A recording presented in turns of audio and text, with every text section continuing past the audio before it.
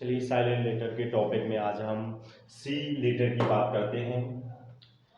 तो सी जो है साइलेंट रहता है, तो किस स्थिति में रहता है, तो यहाँ पर लिखिए डेफिनेशन लिखी है। यदि किसी शब्द या किसी वर्ड में एस सी का कॉम्बिनेशन हो, क्या लिखा हो, किसी वर्ड में एस सी हो, क्या होना आवश्यक है, एस सी हो, और एस सी के बाद क्या आना चाहिए, आई लेटर या फिर ई लेटर आए। क्या बोला हमने, एस सी हो साथ में और एस सी के बाद क्या आना चाहिए, या तो फिर ई आ जाए या फिर क्या आ जाए, आई आ जाए। तो उस वर्ड में सी लेटर क्या रहेगा, आपका साइलेंट रहेगा, उसका प्रोनाउंसिएशन नहीं किया जाएगा लेकिन उसको लिखा जाएगा। कुछ एग्जाम्पल देखते हैं। जैसे लिखा है साइंस, तो यहां पर कॉम्बिनेशन क्या बन रहा है, एस सी बन रहा है, इसके बाद क्या आ रहा है, आई आ रहा है। तो इसलिए यहाँ पर जो सी लेटर है वो क्या है, साइलेंट लेटर है। तो इसका प्रोनाउंसिएशन बनेगा साइंस। साइंस मींस विज्ञान।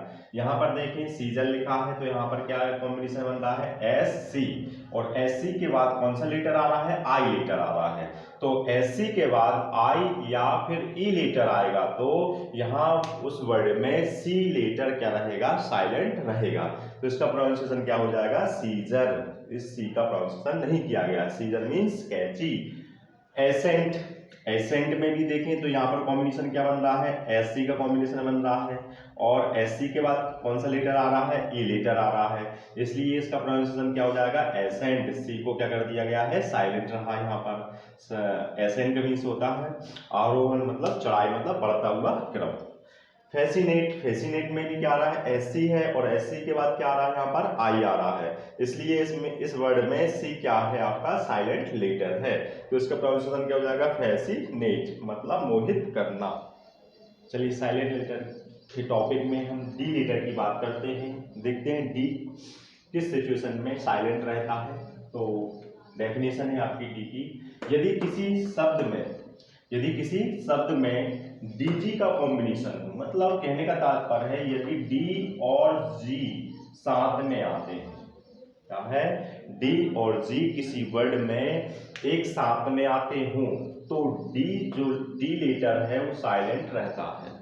क्या है, डी जी, ये दोनों साथ में होंगे किसी वर्ड में, तो अपना जो डी है वो लेटर क्या रहेगा, आपका साइलेंट रहेगा। कुछ एग्जाम्पल के द्वारा समझने की कोशिश करते हैं। क्या लिखा है, नॉलेज, तो इसमें देखें आप, यहाँ पर क्या आ रहा है, डी और जी आ रहा है, तो इसलिए इसमें डी जो लेटर है वो क्या हो गया, साइलेंट हो गया। तो इसका प्रोनाउंसिएशन क्या हो जाएगा, नॉलेज। ये नॉलेज भी पढ़ते हैं, इसको नॉलेज भी पढ़ते हैं यहाँ, क्योंकि हम अमेरिकन और ब्रिटिश इंग्लिश का कॉम्बिनेशन चलता है इंडिया में। फिर दूसरा एग्जाम्पल है क्या है, फ्रिज, तो यहाँ पर क्या आ रहा है, डी और जी आ रहा है। क्या आ रहा है, डी और जी, तो यहाँ पर डी क्या हो गया, आपका साइलेंट लेटर हो गया, तो इसका प्रोनाउंसिएशन क्या बन जाएगा, फ्रिज। नेक्स्ट देखते हैं, यहां भी क्या है इस लेटर में, इस वर्ड में आपको डी और जी साथ में दिख रहे हैं। यदि डी और जी साथ में दिखेंगे तो डी आपका क्या रहेगा, साइलेंट लेटर रहेगा। तो इसको क्या पढ़ेंगे अपन, प्रोनाउंसिएशन क्या बन जाएगा, एज। एज मींस किनारा हो जाएगा। नेक्स्ट एग्जांपल है जज, तो इसमें भी डी जी कॉम्बिनेशन बना हुआ है, तो इसको क्या प्रोनाउंसिएशन हो जाएगा, जज। डी साइलेंट हो गया। न्यायाधीश और फॉरेज, इसमें भी कॉम्बिनेशन क्या बन रहा है, डी और जी का बन रहा है, इसलिए डी यहाँ पर साइलेंट लेटर है, इसको प्रोनाउंसिएशन नहीं किया जाएगा। तो क्या हो गया इसका, फॉरेज। फॉरेज मींस दलिया। डी लेटर में एक और रूल्स देखते हैं। तो क्या लिखा है, यदि किसी शब्द में किसका कॉम्बिनेशन बनता हो, डी एन का या फिर एन डी का कॉम्बिनेशन बनता हो, मतलब ये दोनों साथ में आते हैं, तो वहां उस वर्ड में डी लेटर क्या होता है, साइलेंट होता है। कुछ एग्जाम्पल के द्वारा समझने की कोशिश करते हैं। तो यहाँ पर देखें क्या आ रहा है, यहाँ पर एन डी का कॉम्बिनेशन है, एन डी साथ में आ रहा है, तो ये डी जो लेटर है वो क्या है, आपका साइलेंट लेटर है। इसका प्रोनाउंसिएशन क्या बनेगा, हैंडसम। हैंडसम नहीं है, ये क्या है, हैंडसम प्रोनाउंसिएशन बनता है।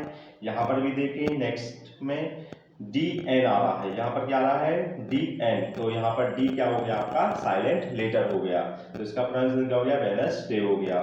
यहाँ भी देखें आप, यहाँ पर क्या आ रहा है, एन डी, तो यहाँ पर भी एन डी कॉम्बिनेशन बन रहा है, इसलिए यहाँ पर डी लेटर क्या है, साइलेंट है, तो इसका प्रोनाउंसिएशन हो जाएगा हैंकर चीफ हो जाएगा, मतलब रुमाल हो जाएगा ना।